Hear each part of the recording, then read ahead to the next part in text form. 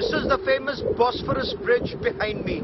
The bridge that connects Europe to Asia, and that's the Bosphorus Strait.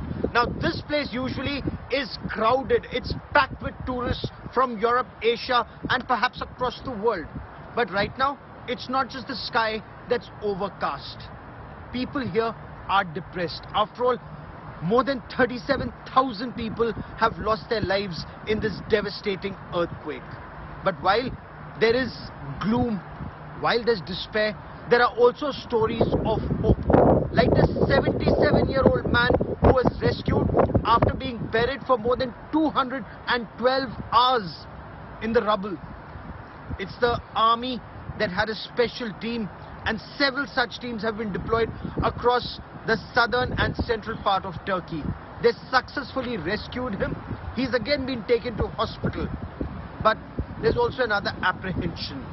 The fear of PTSD, or post-traumatic stress disorder. Not just for those who were buried under the rubble, not just for those impacted by the earthquake, but also those who were engaged in the task of rescuing people. It's been more than a week, but rescue efforts continue in quake-hit Turkey.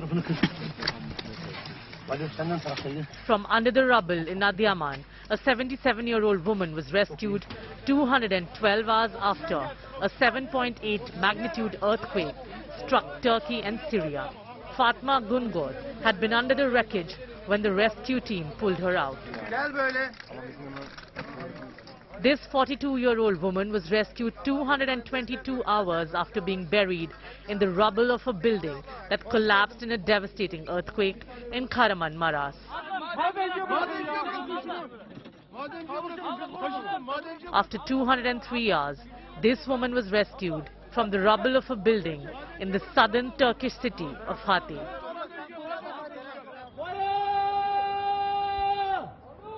International rescue teams, along with locals, have not given up hope, and they are still on their toes to rescue every life from under the rubble.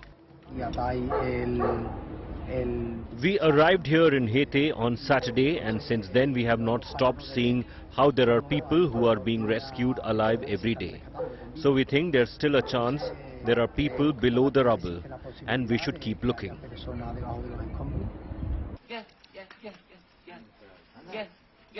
Not only human life, even pets are precious, like this furry best friend of a family that lost its home in the earthquake.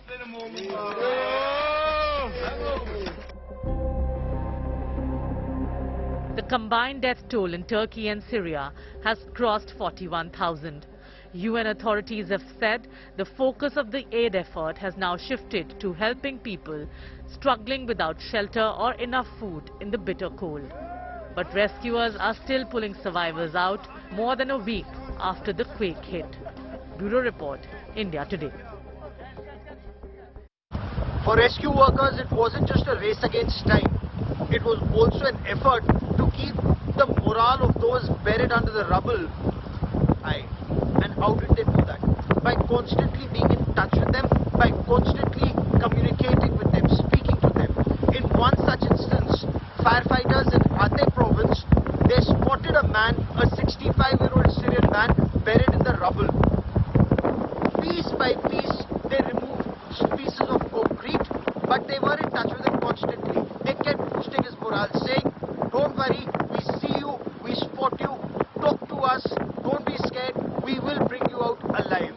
In some instances, we've seen that ourselves. There is this fiber optic cable that they would put inside with a camera, light and a microphone for two-way communication, and that gave those who were buried in the rubble hope. Help was on its way. Take a look at this.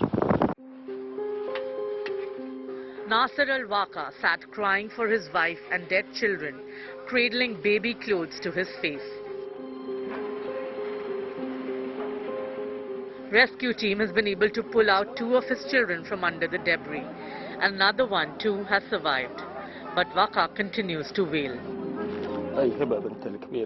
This note is from Heba. This is Heba, my eldest daughter who died.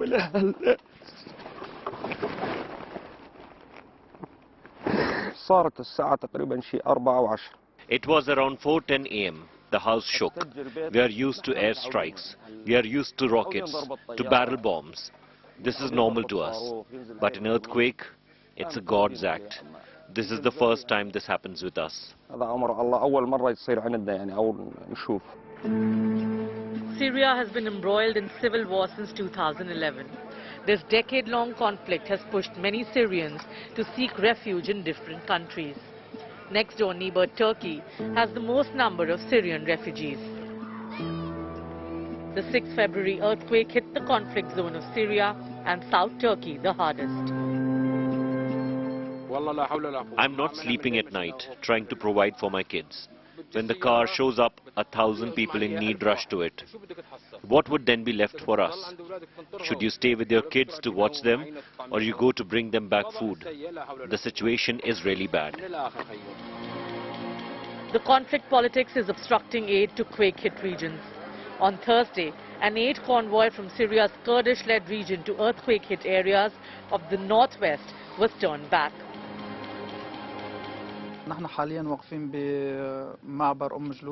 We are standing at Jalad crossing, the zero point. The convoy carries fuel and humanitarian aids such as blankets, which will be given to areas at northwest Syria. There are 30 fuel trucks which will be given to humanitarian organizations or the white helmets in the northwest of Syria. There will be another convoy that will cross towards the areas controlled by Syrian government, which will be distributed to our families who have suffered from earthquake. The convoy attempted to go from a region held by the Kurdish-led Syrian Democratic Forces into an area under the control of Turkey-backed rebel factions. But 12-year-long enemies that have fought numerous bouts of conflict during the Syrian war stood in the way for relief at a grim moment.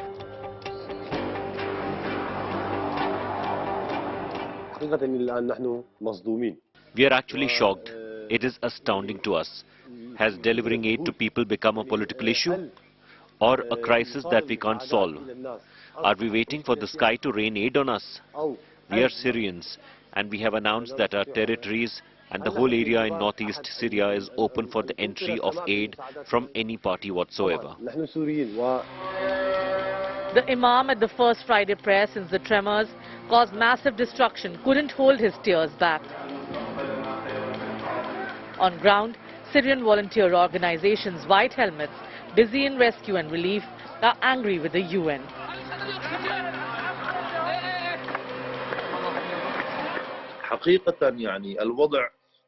Let me describe to you the situation in an honest manner. The situation in Syria now is catastrophic.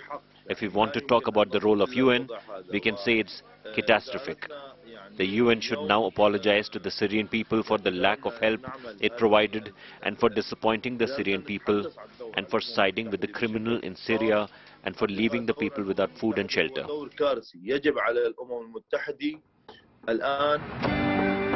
Though the UN is yet to respond to White Helmets' accusations, the International Organization for Migration said it was running out of stocks in northwest Syria and called to open more border crossings from Turkey to tide this hour of crisis. Northwest Syria, where 90% of the population depends on humanitarian assistance, is a big concern. We have reached the people there, but we need to replenish our stocks. We are running out of stocks, and we need access to bring new stocks in. The border crossing is open now, but we need to get new border crossings open. Syrian President Bashar al-Assad and his wife visited the quake-hit areas on Friday.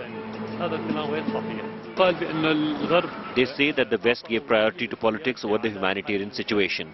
But this is not true. To give priority to something over another, both situations must exist. As such, the political situation exists, but the humanitarian situation is non-existent for the West.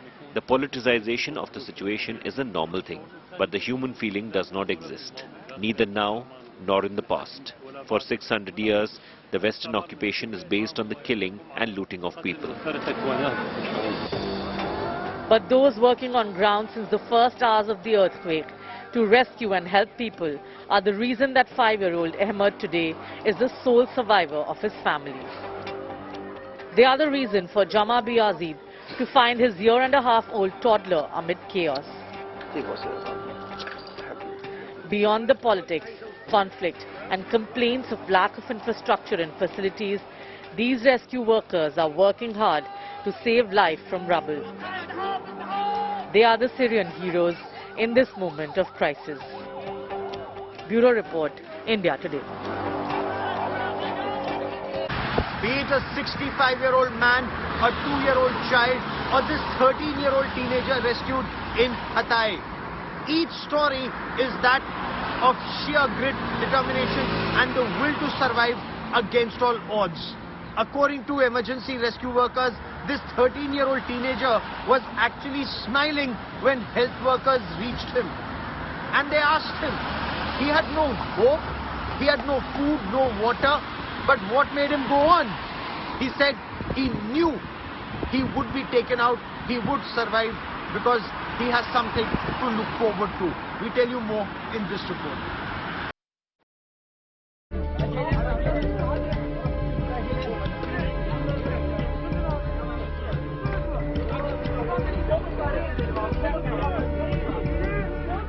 Amid death, disaster and despair, and race to save lives from under massive piles of rubble, tales of miracle rescue, survival and hope.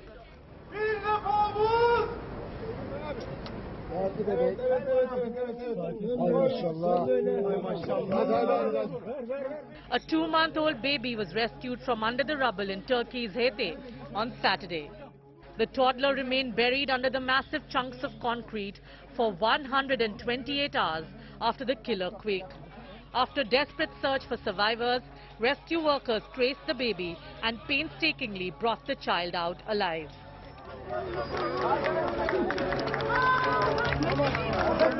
As onlookers clapped, cheered and shed tears of joy.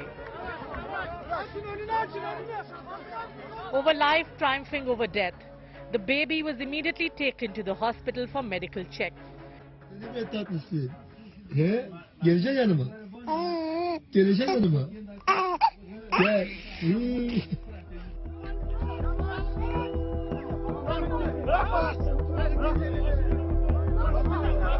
A 9-year-old boy was pulled out alive from the ruins of a collapsed building in Turkey's Gaziantep nearly a week after the quake. Jubilant rescue workers whisking him away on a stretcher for treatment. Amidst the devastation, rescue teams from India and across the world continue to save as many lives as possible before it's too late.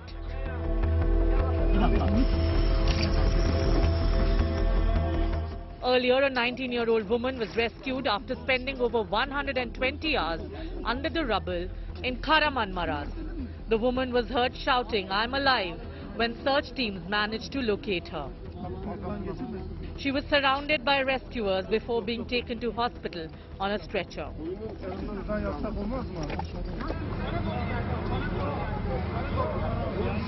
In another miracle rescue, a Spanish team dug out a 50-year-old woman who had been under the rubble of a collapsed building for over 144 hours. Thousands of rescue workers are scouring through flattened neighborhoods despite freezing weather, and tales of survival come as major morale boosters for these saviors. Bureau Report, India Today.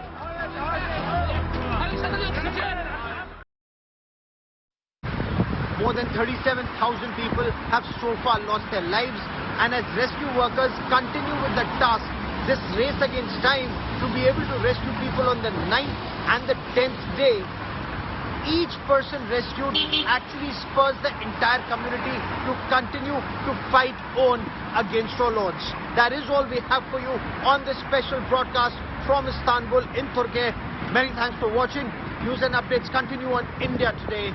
Stay with us.